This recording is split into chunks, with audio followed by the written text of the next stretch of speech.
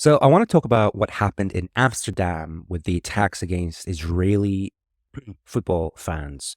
Before I do give you an analysis, I want to go through the timeline, and I'm going to use this person's timeline, even though he's trying to justify what happened, and I disagree with that. I'm just going to use it for my analysis.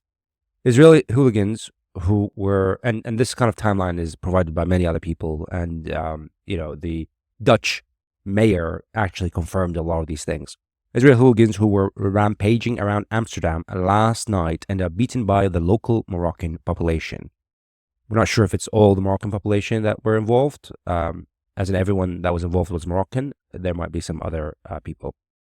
So what happened? Yesterday there was a football match between Ajax Amsterdam and Maccabi Tel Aviv.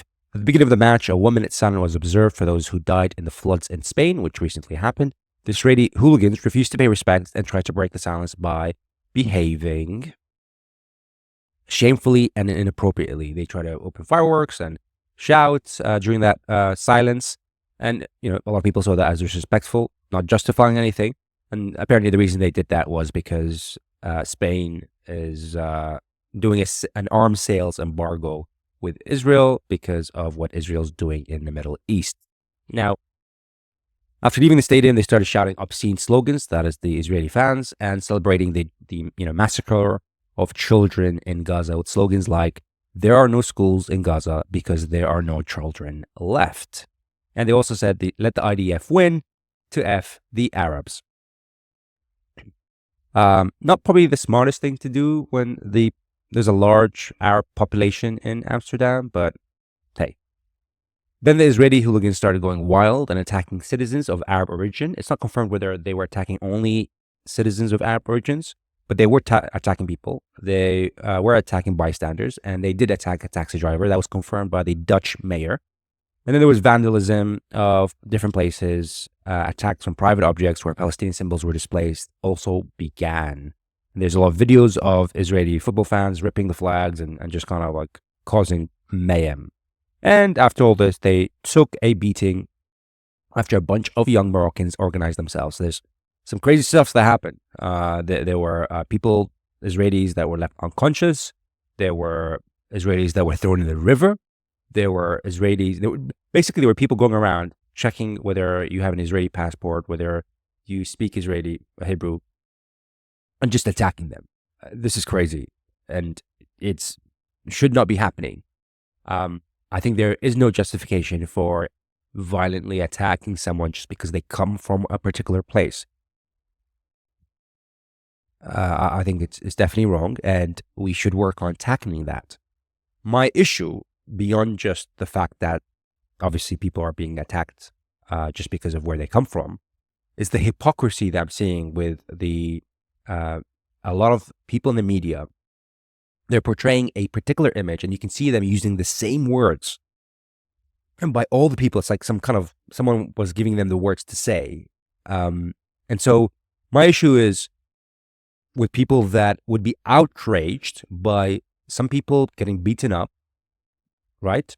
Which, should be condoned and shouldn't be happening. But they're not outraged. These are the same people that were not outraged by what Israel's doing by killing children in the Middle East.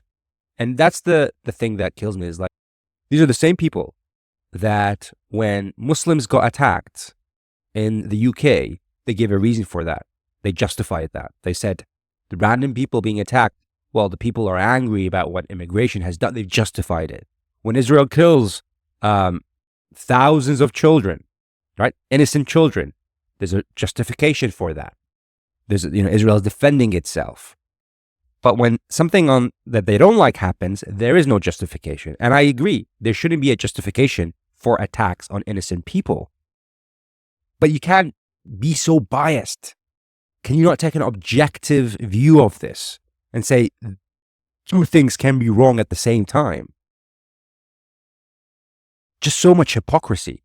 And so what a lot of people have tried to do is connect what happened here on that day, which hasn't happened before in such a large scale in Amsterdam, to Hitler, to pogroms, and to 1939. So what they've done is that the pogrom. I've never seen pogrom used so much in such a short period of time. What is pogroms?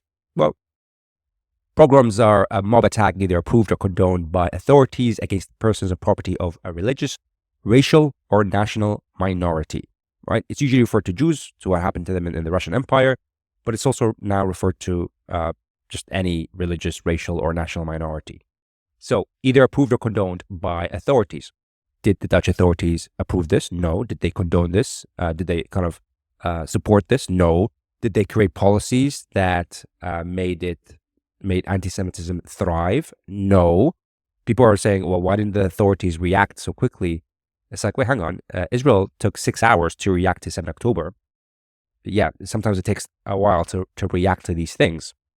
So why are they saying it's a pogrom when the authorities weren't involved in this? It's only particular people that were involved that were attacking these people, and a lot of people went to jail for those things. And I think you should be going to jail if you're attacking people randomly, obviously.